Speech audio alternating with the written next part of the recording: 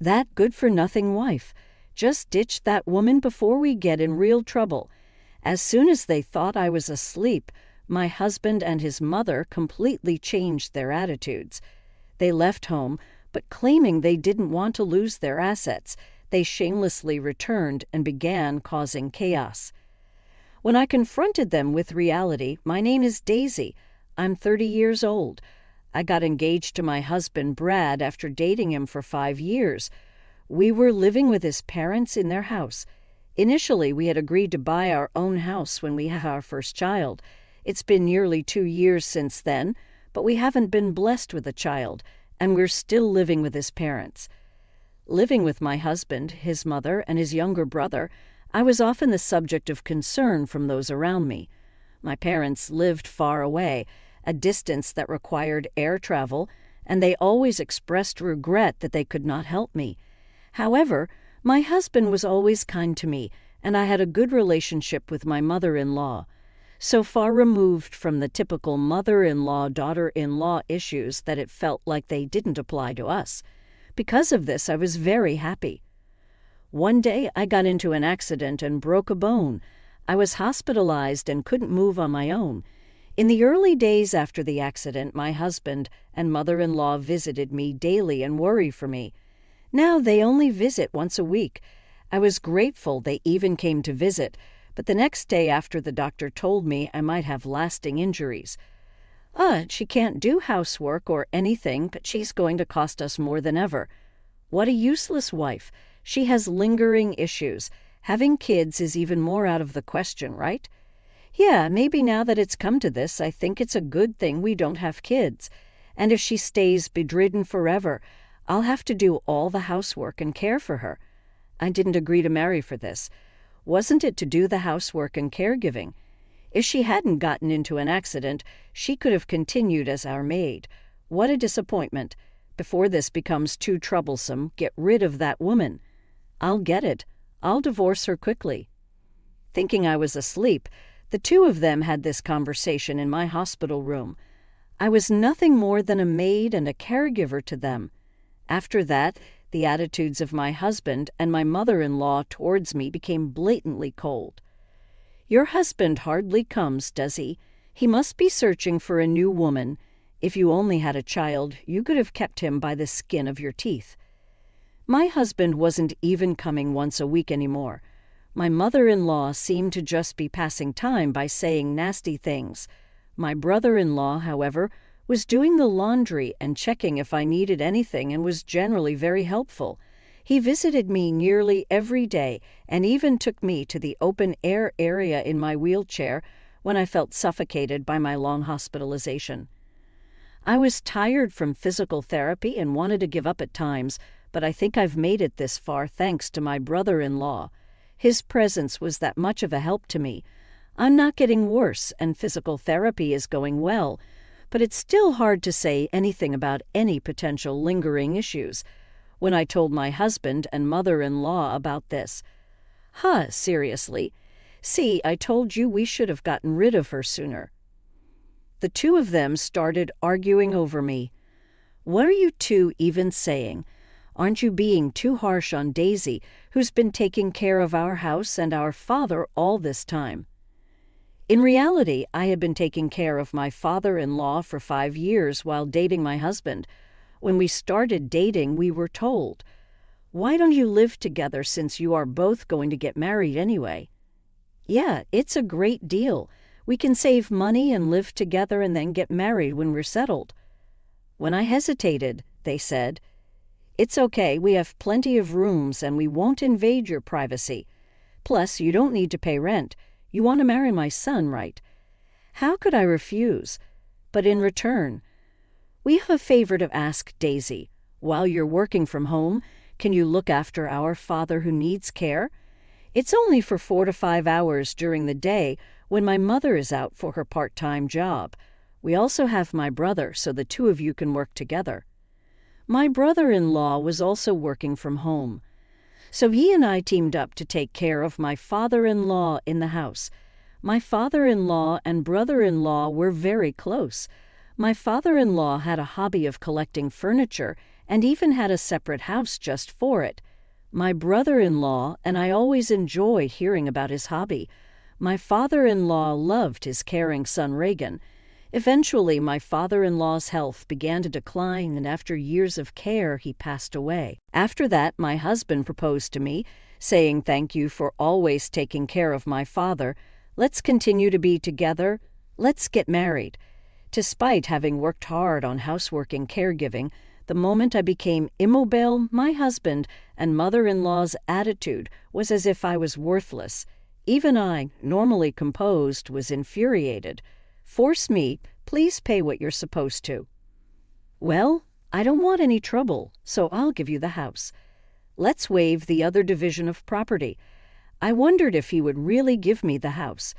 But since my father-in-law had left an inheritance, a lot, and it was divided among my mother-in-law, Brad and Reagan, the inheritance amounted to approximately $300,000 each, so he seemed to have enough assets. Reagan was told to handle all paperwork with the executor, and he had to visit the court several times, which was quite a hassle. No way, we can't give away the house. If we divide the property, I'll lose half my savings. It's just a wastefully large house in the countryside. Even if we give it away, it's not an issue. Even at the highest estimate, it's only worth about $100,000, plus various fees will be deducted when we sell it. It's cheaper than losing half my savings. Well, if you say so, Brad, but what if she demands more later? What if rumors spread in the neighborhood because we abandoned her? The two debated what to do with me. Then I'll take her in, Reagan, Brad's brother, interrupted. Why would you go out of your way to do that? Ah, you've been interested in Daisy, haven't you? That's why you're so willing. You can have her if you want, but she's no longer of any use to us. Don't ask to take Daisy and the house back later, okay? Why would I? I just hope you won't come asking for money later, and remember, you can't return damaged goods. Brad and Reagan signed papers and arranged to formally change the property title through a lawyer. I'll take out some money for my savings, so why don't you find a younger, healthier, and prettier woman to marry and build a better house? Sounds good. Hey, Daisy, get a lawyer to file for our divorce quickly. They said they'd stay in a hotel for a while and left the room. Reagan and I silently saw them off. I had to find a lawyer to file for our divorce first. Reagan helped me to file for the divorce, and in a few days, Brad and I became complete strangers. A week later, Brad and my mother-in-law packed their belongings and left the house. It was strange that Reagan, Brad's brother, continued to visit me. Now that I've divorced your brother, there's no need for you to worry about your former sister-in-law, he responded.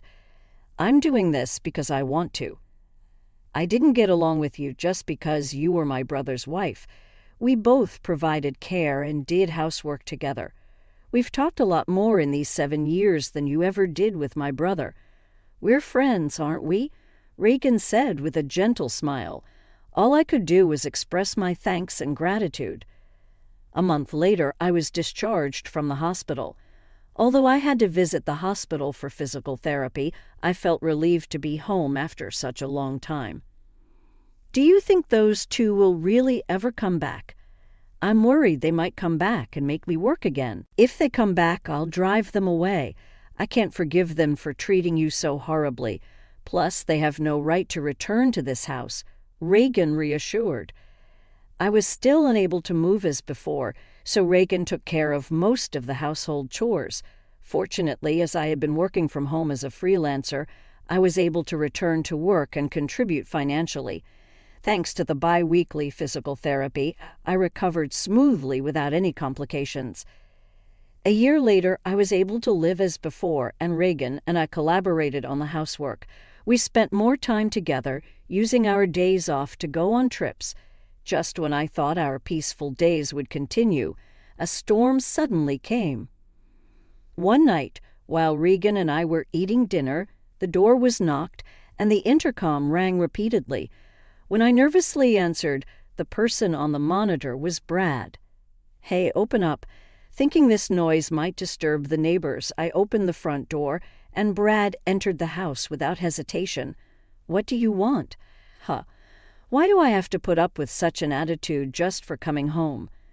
"This isn't your home anymore. State your business and leave quickly."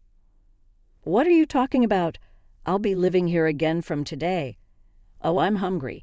Hey, Daisy, give me some food." "My ex-husband ordered me to serve food." "Hey, cut it out. Why are you here?" "Well, I've spent almost all my money. My mom will be here soon, too, so leave the door unlocked." Being that I remained silent, he said, "Oh, you're all healed up, huh? That's great. Let's get back together. You must have had a hard time without me." My ex-husband, who still mistakenly believed I loved him, approached me with a disgusting familiarity. The sheer audacity of him made me feel sick. "Stop it. I divorced you. I don't care about you anymore." "Don't get cocky. You've been living on my money all this time, and you can't do anything but housework. Just shut up and do as I say," Brad shouted at me. Just then the door opened and his mother arrived. "You left the door unlocked. That's careless." "Oh, what's going on?" "She's been getting cheeky, so I was giving her a bit of education. She's grown thick-skinned in the year we've been away." Once again, Brad and his mother began to make themselves at home, as if it was the most natural thing in the world. "Enough is enough. This isn't your home. I'm calling the police." "Oh, yeah, about that. This house was originally in your father's name, right? So that means that the heir, including my mother, makes our agreement null and void, doesn't it?" Brad said, shouting such an unreasonable claim. "You've promised to give me the house. If you're nullifying that, then everything about the division of property should be nullified as well. Give me half the savings." "Sure, but I don't have it anymore. Didn't I tell you earlier? I've squandered it all. I quit my job, spent it all on booze, fun investments, you name it." I was taken aback by Brad's words. It was unbelievable that he could have spent such a large sum of money in just 1 year. "Also, I have some debts with consumer finance, about $20,000, I guess. Can you pay for me?" I initially thought he was lying, but his mother confirmed it. "I can't lend you that much money." "I'm not asking you to lend it. I'm telling you to pay it. I'm not giving you any money. I'm calling the police," as Regan dialed the police to report the situation. "You've become quite daring in the past year. You're just showing off because Daisy's here." Brad began to wreak havoc in the house, breaking the precious furniture that had been my father-in-law's keepsake. His mother also started to destroy the furniture, laughing as she did so, something so terrible that's the memory of my father and aunt. Brad and his mother continued their rampage, ignoring my pleas. About 10 minutes later, when the police arrived, I explained the situation to them. "This is quite a mess. Let's hear your side of the story." "Huh? What's wrong with me breaking things in my own house?" "That's right. We're just crushing things we don't need. What's the problem?" When the police seemed unsure how to respond to this, Regan stepped in. "This house has never belonged to these two. It's under Daisy's name." "Huh? What kind of nonsense are you talking about?" "Actually, before he passed away, our father-in-law left a will through a lawyer." "Of course you would know. You handed over what you were told and left the rest to Regan. So this house was yours from the beginning." When I confirmed this, Brad and his mother stood dumbfounded. "So this isn't your property then?" "Oh, hold on. But I'm her ex-husband. We're like family, so she'll forgive me, right?" "Don't make me laugh. You're a stranger. Once you're an ex, I don't even know that you were in contact with another woman before our divorce was finalized and who treated me like a maid, if not you." No, that's not what happened. I was just going along with what my mom said. She ordered me to do all this." "Brad, what are you saying? Your failed business, your failed relationships with young girls, your gambling in debts. Aren't these all you're doing?" According to his mother, Brad had been trying to marry a young woman after our divorce. He also quit his job to start his own business, but it failed in just a month.